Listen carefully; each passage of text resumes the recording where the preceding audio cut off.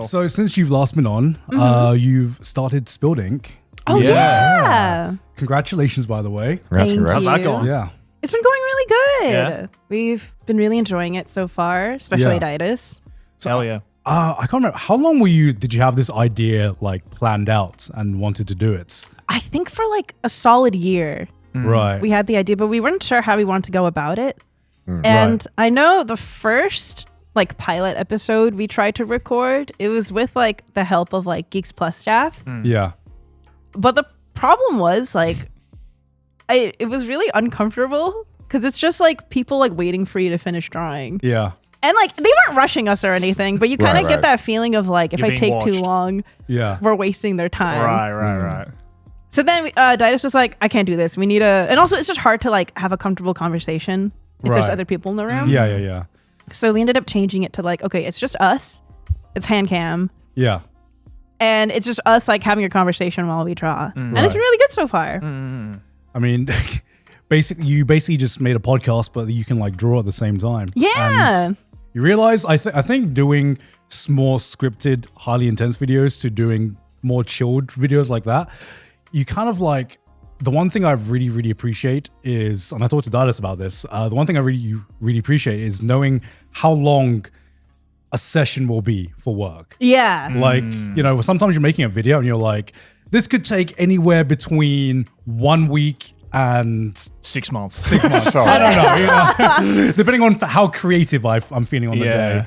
But with content like podcast or, you know, what you're doing at Spilled Ink, it's so refreshing just to know, okay, and we're going to come in at this time. I know It's gonna- exactly when I'm clocking in and clocking out. Yeah. Yeah. And I'm like, God damn. It feels so good to just record and then be like, pass it to the editors. This is your problem now. I'm done. I did my part.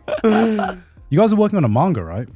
Well, To submit. Yeah, a submission for the Kadokawa manga contest. Oh, Are you what? able to talk about it? Yeah. This won't be out for like 2 months. I Yeah, think. Yeah, this it's one due be in out, like yeah. 2 days. It's due in like 2 Oh, days? shit. Okay. So you've made a manga. By the time this comes out. By the time this comes out and submitted it for a manga contest, correct? Ditus has. Ditus has. I have not finished mine. You haven't Oh, finished yours? no! I was too busy. Oh, you're doing separate. Yeah, things. separate Right. submission. Oh, okay. I still want to like finish it. Yeah. I just Right. won't submit it because it's Oh, the deadline's okay. too close. Sorry. No, why are you apologizing?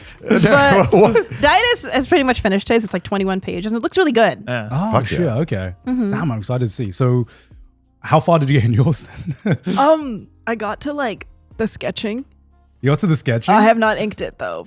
I shit. did I mean, not. that's still I pretty did not far. have time. I spent like 2 weeks just at home, like slamming monsters every day, trying to finish a video. So I wasn't able to work on the manga at all, unfortunately. Right. You wouldn't be able to work on it because you're too busy shitting yourself from having monster every day. I needed the juice to keep me going. Okay, it's a lot of drawing. Are you going to eventually release it maybe? Yeah, Yeah, you should. I feel yeah. it'd be a shame otherwise. Oh no, yeah, of course. What was your process like? Because how did you come up with the idea? Well, so it was a little difficult because the manga contest is wordless, so you're not allowed to have any Oh. text. Yeah. That's a cool idea, though. I think, especially for like a Japanese Yeah.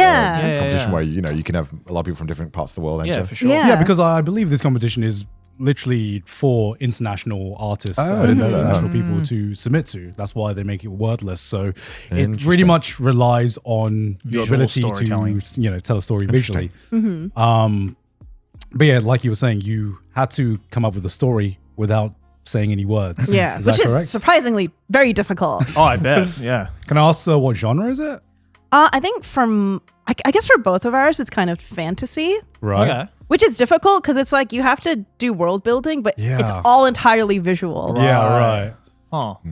What kind of world did you take inspiration from? For me, I went for like a little witchy story. Okay, I like okay. witches, something cute. And then for Ditus, he went for like a underwater world Oh, type of story. shit. Okay. Because I remember when you went to England and there was like some of these like Where did little we towns. go? What was the location called? It started with a B. I can't remember What was the name of the little area? I'm It's probably gonna near Oxford, right? Can Yeah, you name all it's- the B town names? There's a lot of them. Bosomville. I mean, you're not far from a bunch of places that start with Buckingham around there. Yeah. No, areas. it wasn't Buckingham. Like Buckinghamshire or something. but it's somewhere in Oxford. Oxfordshire. there's Somewhere a in that lot. area. If it's not a main place, it's within Oxford. You're Yeah, fucked. within There's like Oxford. hundreds of fucking places called B. Yeah, because I remember when we were driving around, you're like, oh, this is like really inspiring me for like my manga and stuff like that. So you Yeah. must have had this idea for like a while. I have, yeah. Okay. I just haven't really like sat down and produced like a thing. Yeah, right. But It must be nice though, being able to produce it and then also having like spilled ink and kind of having something more consistent, so you can kind of, you know, still work on something without being like, oh my god, I haven't released anything, I haven't done anything. Like, because I know that it's kind of stressful to have to keep managing that expectation. Yeah. Did you have to do any like studying for like manga paneling and stuff like that before diving straight into this process? we didn't do much studying. It's more like we already consume so much manga to begin with, so you kind of have an idea of how the flow of the panels go. Just trial by fire kind of thing. Yeah. Yeah, right. But what also helps is like we were able to show it to like an actual Kadokawa manga editor. And so she could give some pointers on like, Oh, wow. I think you should do it like this. Like this part's not very clear. Maybe do something like this. So that was really insightful. Was it scary having to like Yes. send I it was over like and you're shitting like- myself. It was so scary. What kind of things did they tell you in terms of like, did you learn anything from like just showing it to an editor and stuff like that? Yeah. So there were I guess her main piece of advice was like, if you were not like, you're familiar with it because it's a story you created, but like try to view it from someone who has no prior knowledge of like any of these characters or anything. Yeah. Can you understand what's going on? Yeah. And yeah, she gave me some paneling tips as well. Like, oh, like these two pages are next to each other. They kind of both have like the same panel style, so it looks repetitive. So maybe like switch it up. But yeah. Yeah, because there's it like was a nice. really like subtle art to like the flow of manga panels, right? That Yeah. I feel that most people, when you read manga, you don't think about. Yeah. But when you actually are on the making side of it, you're just like, oh, that's why that panel is shaped that way, because it leads naturally. Like your eyes 'cause create some- like a natural path to follow. And, like, Sometimes you read a bad manga, no, not a bad manga, but like ones where you're like, where am I starting again? yeah. You know, you're trying to like figure it out, like, and you're like, usually oh. like the paneling is not all Yeah, that, you right? appreciate Yeah. that. Like sometimes you just flip the page, you're like, brrr. Yeah, it's like I know exactly where my eyes are going, and it all flows together naturally. Sorry for interrupting you there. Oh no, Yeah. you didn't have to me. Yeah. Yeah. I mean, it's almost like the invisible art in a lot of ways. 'Cause Yeah. For sure. When it's like good paneling, kind of like similar to good film editing, you don't really notice it Yeah. because you just immerse yourself in the work. And then there's sometimes, you know, fucking people like Tatsuki Fujimoto who does like wild ideas that actually you notice the weird paneling. Yeah, but In, it works somehow. Yeah, for sure. Right? Like, sure. I remember reading the first time I noticed someone playing around with like paneling was probably Sayonara Eddie.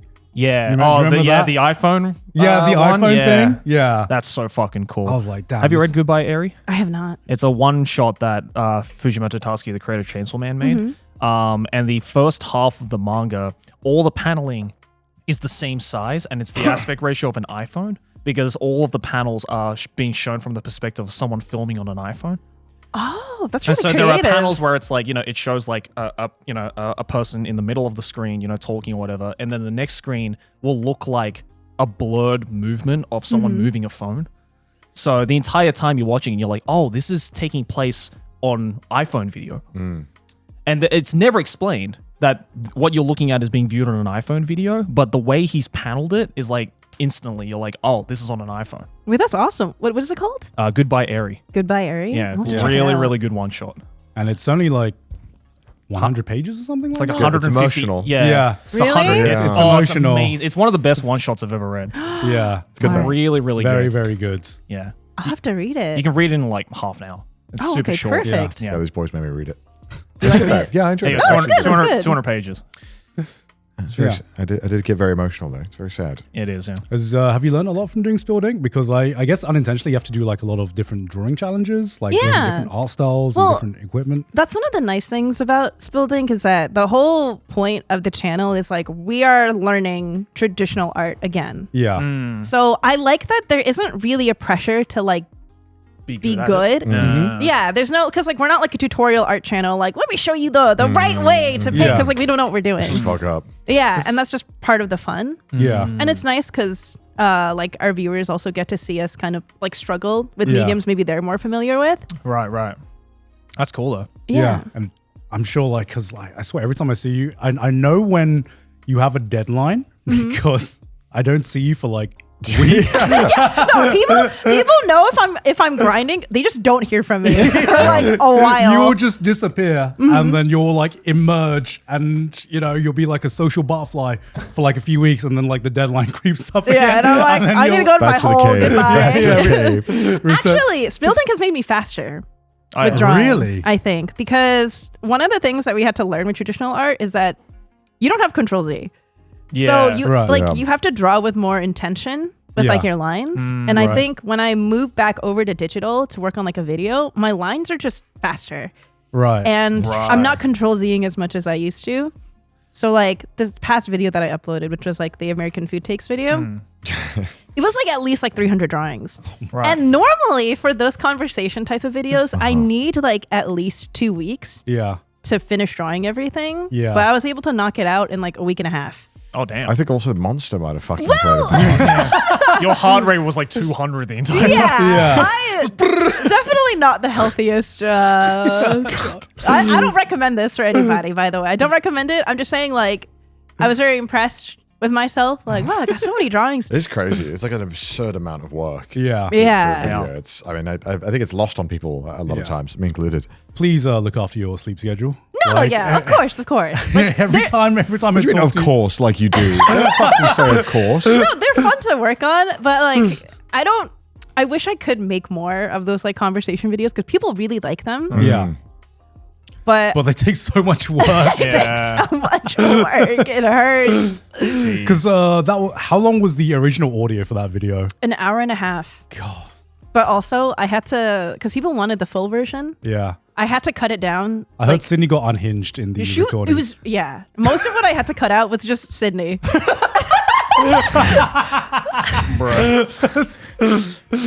Screaming shit. We'd be talking about food, and then she would just drop something really personal, and then we would talk about it for like 10 minutes.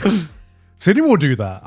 Sydney does this technique where you'll be talking about something random, and then she'll just drop in this really like dark, heavy subject, and then almost like to throw you off, and then she'll be like, "So fuck it, yeah, ramen, yeah." And I like how you know who's been around Sydney a while, because Sydney will be in a conversation, maybe there's some new people there, and she'll be like, "What if I killed a man?" And then we all look at her and we go, "Okay, so you don't get the whiplash anymore." I know when Sydney's getting drunk when she just comes over and just says really cryptic shit and then doesn't elaborate, and I'm like, of course. It just walks off. do you know what he did? Walks off. No, Okay. I don't. I remember like when I first got to know Sydney, I was like panicking, like, what do you mean? What happened? Are you okay? Now I'm just like, that's nice, Sydney. You're used to it now. That's nice. Yeah, that's pretty normal. God, I remember. I don't know if I've told this story before, but I remember when we went to see the League World Finals.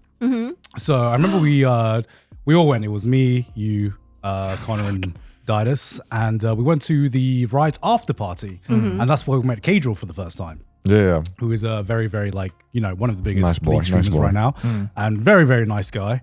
And I remember we were all sitting at the table. Cadril joined us, and then I think we all went off to get some drinks, right? And so the only people left on the table was Cadril and Sydney, who, by the way, knows nothing about League of Legends, right? And she was a little bit intoxicated. So I remember going back to the table, and Cadril had just looked like he just come back from war. The 1,000-yard stare. It was just like the 1,000-yard stare. and I remember he turns to me, and we're having a friendly chat. Sydney goes over to the toilet, and she's like, "Yo, is your wife okay?" And I'm like, "Yeah." And he's just like, "Yeah, she just asked me if I've ever killed anyone." What the fuck? And I'm like, yeah, that's just a her thing. Don't worry. It's like a CIA psyop. Have you ever killed anyone? What have you, though? Why is Sydney asking people this? Just curious. It's just like She's waiting for the one person to be like, I have. Actually. Yeah. Like I said, it's like you can tell who has who is used to hang out with Sydney? Because we don't like, to me, I hear that shit and it's just white noise now. I don't even like acknowledge it. And sometimes when we're hanging out with other people, I get reminded, oh yeah, she does say weird out of pocket shit every now and again. So yeah, that's the one way to know how Sydney is drunk. So one way, there's a couple other ways. First sign is if she starts mentioning homicide. That's when flags should be going off. I don't know when she started doing this. She would just always go, "I'm pregnant." Like what? What the fuck, Sydney? And then when she's actually be pregnant, we won't know. We're not gonna know. We're not gonna know. Like, okay, good one. Yeah. you will know because she'll shout that out when she's actually sober. It's funny. It's so funny though. Oh my God. It was a good time.